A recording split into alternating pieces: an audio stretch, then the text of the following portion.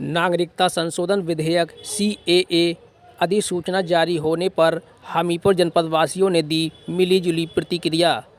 वर्ष 2019 में आए नागरिकता संशोधन विधेयक सीएए की बीते दिन प्रधानमंत्री ने पूरे देश में अधिसूचना जारी करने की घोषणा होते ही उत्तर प्रदेश की पुलिस अलर्ट मोड पर है। उसके संदर्भ में बुंदेलखंड के पिछड़े जनपद हमीरपुर में, जिसमें सभी वर्ग समुदाय के लोग निवास करते हैं, ऐसे कानून का पूरे देश में लागू होने पर जन सामान्य पर क्या प्रभाव पड़ने वाला है, इसके संदर्भ में यहाँ के स्थानीय वासियों ने जब इसकी प्रतिक्रिया ली तो मिलीजुली प्रतिक्रिया प्राप्त हुई। किसी ने इसको आने वाले चुनाव को लेकर वोट की राजनीति बताया, तो किसी ने देश की सुरक्षा को लेकर इस कानून को सर्वोपरि बताया है। नागरिकता संशोधन अधिनियम ये स्वागतपूर्ण है, क्योंकि पाकिस्तान, अफ़गानिस्तान, बांग्लादेश में जो गैर मुस्लिम समुदाय है, जो वहाँ प्रताड़ित है, उसको भारत नागरिकता दे रहा है। लेकिन मैं सरकार से एक प्रश्न पूछना चाहता हूँ। आपने पार्लियामेंट से इसको 2019 में पारित कराया था, ठीक है? तो आप इसको जब चुनाव की आचार संहिता लागू होने में, चुनाव की घोषणा में कुछ दिन बचे हुए हैं, आप इसको तब क्यों लेकर के आए? 5 साल आप क्या करते रहे? आपको 5 साल में लेकर आना चाहिए।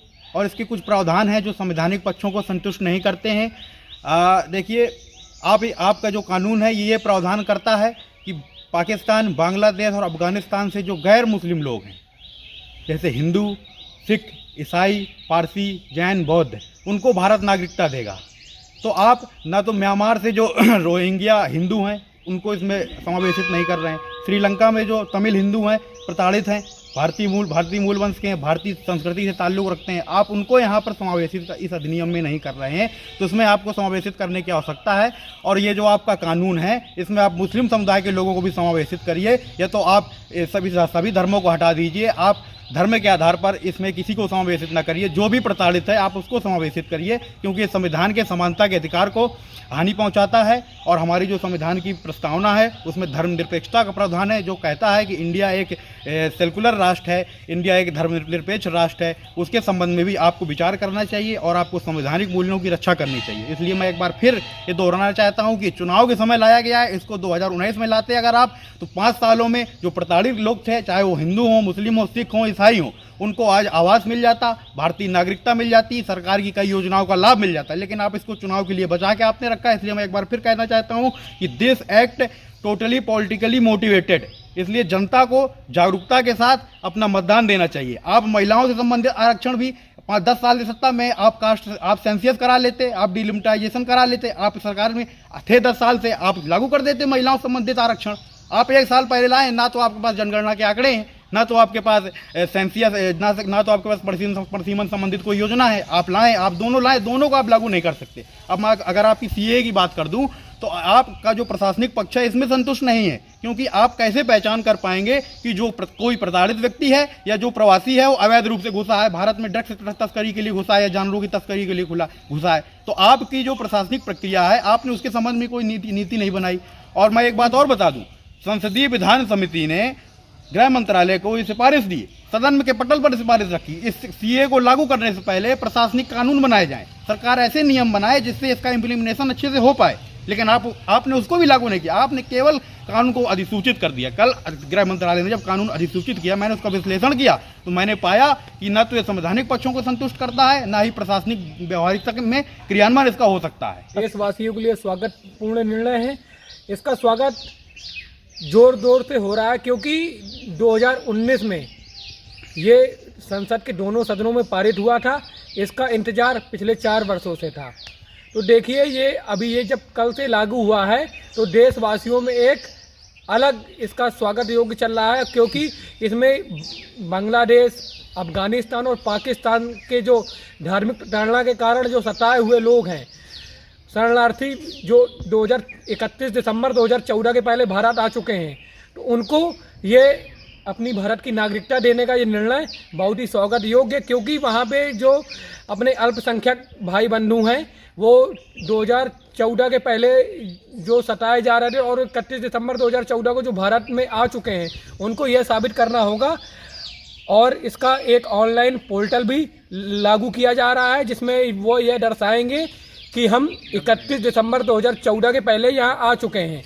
उनको ये साबित करना होगा, ये प्रूफ देंगे और ये कुछ ही दिनों में ऑनलाइन पोर्टल होगा, उसकी जांच होगी बाकायदा, और जांच होने के बाद उनको यहाँ की नागरिकता मिल जाएगी। और नागरिकता मिल जाएगी तो वाकई यहाँ जो अपने अफ़गानिस्तान, बांग्लादेश और पाकिस्तान के लोग हैं, काफ़ी लोग ऐसे हैं जो आना चाहते हैं, वो नहीं आ पाते। उनको पहले वीज़ा बनवाना पड़ता था और तरह तरह के उनके खर्च रहते थे, नाना प्रकार के। वो भारत से अपना जाके दूर रह रहे हैं, अनाप शनाप उनका खर्चा होता था वीज़ा बनवाने में। तो ना तो ये खर्चा होगा, पैसे की बचत होगी, और देश में जो सताए हुए लोग अपने अल्पसंख्यक हैं जो बाहरी देशों में रह रहे थे, वो भी यहाँ आ जाएंगे। और ये ऑनलाइन कुछ ही दिनों में, अभी मैंने आज न्यूज़पेपर में पढ़ा था, कुछ दिनों के अंदर ये पोर्टल लॉन्च हो जाएगा इससे। और जो अपने विपक्षी दल ये भ्रामक खबरें फैला रहे हैं कि इससे सीए से कोई फ़ायदा नहीं है, ये है काफ़ी भ्रामक खबरें। तो इसका देखिए, ये सीए है जो हमारा, ये किसी का नागरिकता लेने का कानून नहीं है, नागरिकता देने का कानून है बाहर से आए हुए शरणार्थियों का। क्योंकि देखिए, बाहरी लोग कह रहे हैं कि इससे मुस्लिमों को घाटा होगा। मैं कहता हूँ कैसे घाटा होगा। देखिए, जब अपने पाकिस्तान हो गया, अफ़गानिस्तान हो गया और ये बांग्लादेश हो गया, यहाँ ये सब मुस्लिम देश हैं। अब यहाँ के मुस्लिम देश जो धार्मिक प्रताड़ना के कारण भारत आना तो चाहते हैं, पर वो किसी न किसी कारणवश नहीं आ पा रहा है अपने भारत देश। तो ये जो ये सीएए नागरिकता संशोधन कानून लागू हुआ है, उससे ये अपने आ भी जाएंगे यहाँ पर और उनका ये हो जाएगा। धन्यवाद। भाजपा को इससे क्या फ़ायदा होगा, क्योंकि 2024 का लोकसभा चुनाव भी चला आ रहा है? देखिए, भाजपा को तो फायदा होगा ही, क्योंकि भाजपा का ये एक पहला कानून नहीं है जो देश के लिए स्वागत योग्य हो। ऐसे कई धारा 370 हो गया और ये अभी जो सीए लागू हुआ है, ये बहुत ही स्वागत योग्य निर्णय है। और हम इससे 400 सीटें हमारी हर हाल में निकलने का वो था, अब 400 सीटें कोई नहीं रोक पाएगा। और ये भाजपा के लिए बहुत बड़ा निर्णय है और देशवासियों के लिए सर्वप्रथम निर्णय है। काम किया था, काम कर। इस देश के प्रधानमंत्री श्री आदरणीय श्री नरेंद्र भाई मोदी जी ने दशकों से उपेक्षित जो अन्य देशों में रह रहे शोषित पीड़ित लोगों को ऐसे नागरिकता संशोधन कानून के तहत जो अधिसूचना कल जारी की है, उसका जो है हम तहे दिल से स्वागत करते हैं। माननीय मोदी जी ने जो कहा वो कर दिखाया है। मोदी जी की गारंटी है कि अन्य देशों में जो उपेक्षित पीड़ित दशकों से जो दंड झेल रहे, वो अपने देश में अपनी नागरिकता ले सकते हैं। उसके तहत उनके समाज में जो शोषित वंचित लोग हैं, उन्हें सामाजिक रूप से, अपनी सांस्कृतिक रूप से अपनी विरासत का जो है उन्हें लाभ होगा। उन पीड़ितों का हमीरपुर में भारत के अंदर स्वागत होगा। ये मोदी जी का बहुत ही सराहनीय कार्य है। हम इसका बहुत बहुत स्वागत करते हैं, आभार व्यक्त करते हैं माननीय प्रधानमंत्री जी का। क्या लगता है आपको कि 2024 का चुनाव भी चल रहा है, लोकसभा आगामी चुनाव भी, तो क्या इससे भाजपा को फ़ायदा होगा? देखिए, भाजपा को फ़ायदा हो ना हो, लेकिन देश को फ़ायदा होगा। मोदी जी जो कानून लाए हैं, उससे जो है जो अन्य देशों में जो पीड़ित हैं, उनको अपने देश की नागरिकता मिल जाने से उनका बहुत ही सर्वांगीण विकास होगा।